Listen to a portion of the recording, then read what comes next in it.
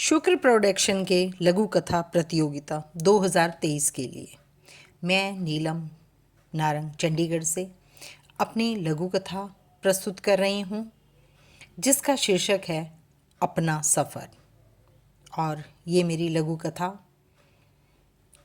मौलिक है, अप्रकाशित है, अप्रसारित है। सुनिए, अपना सफ़र। मीनू को शादी के 5-6 महीने में ही समझ आ गया कि सुधीर स्वयं कोई काम नहीं करता, बस माँ बाप के पैसे से ही डींगे मारता है। शादी और प्यार का खुमार कम होते ही वास्तविकता सामने आने लगी। मीनू जब भी कोई बात कहना चाहती या भविष्य को लेकर कोई सवाल खड़ा करती तो सुधीर इतनी जोर से बोलता या गाली देकर उसे चुप करवा देता। और ऐसी स्थिति में माँ बाप हमेशा ही सुधीर का साथ देते। सीख जाएगा धीरे धीरे, हमारे पास इतना पैसा है, सब कुछ इसी का तो है। लेकिन कुछ समय बीतने के बाद धीरे धीरे माँ बाप ने भी पैसे देने बंद कर दिए। मीनू ने फैसला किया कि वह खुद काम करेगी और घर का खर्चा चला लेगी, क्योंकि सुधीर तो कोई काम करता नहीं था और ना ही वो काम करना चाहता था। मीनू घर का काम भी करती और अपने कमाए हुए पैसे पति को देती घर चलाने के लिए। फिर भी उसको शक की नज़र से देखा जाने लगा। जैसे ही वह घर से निकलती, उसके ऊपर रोक टोक लगी रहती।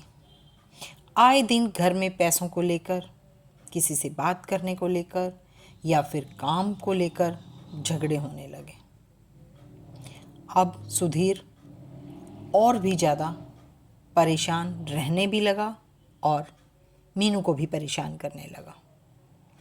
अब सुधीर कभी कभार पीकर हाथ भी उठाने लगा। ऐसे ही 2 साल बीत गए। मीनू ने हर संभव कोशिश की कि घर बसा रहे, घर गृहस्थी ऐसे ही चलती रहे, लेकिन उसकी सारी कोशिशें नाकाम होती रही। सुधीर न स्वयं काम करता, न ढंग से मीनू को काम करने देता। सास ससुर के साथ अलग परेशानी, वो भी अक्सर अपने निकम्मे बेटे का ही साथ देते।